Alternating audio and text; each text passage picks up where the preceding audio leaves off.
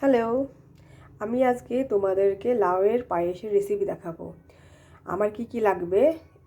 লাউ এখান থেকে আমার হাফ লাগবে, চালের গুঁড়ো লাগবে, গুড় লাগবে, দুধ লাগবে আর চেরি লাগবে। আমি এখন হাফ লাউ কাটবো। লাউ কুচানো কমপ্লিট। এর সঙ্গে আমি একটু ঘি অ্যাড করলাম।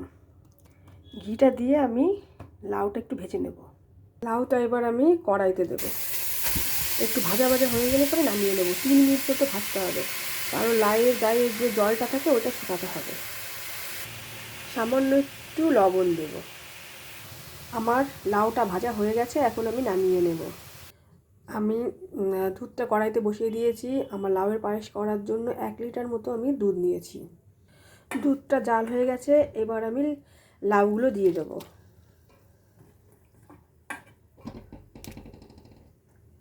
এবার একটু মিশাতে হবে।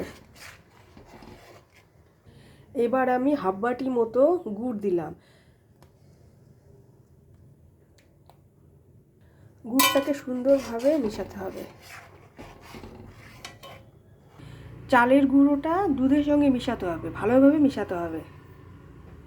আমি চাল করা দুধ একটু তুলে রেখেছিলাম চালের গুঁড়োর সঙ্গে। এবার সুন্দর করে চালের গুঁড়ো আর দুধটা সুন্দর করে মেশাতে হবে। এবার চালের গুঁড়ো আর দুধটা সুন্দর করে পায়েসের সঙ্গে মেশাতে হবে। এবার নাড়তে হবে।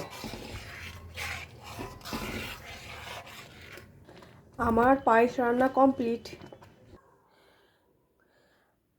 আমার রান্নাটা যদি তোমাদের ভালো লেগে থাকে তাহলে লাইক, কমেন্ট, শেয়ার করে দিও। Thank you.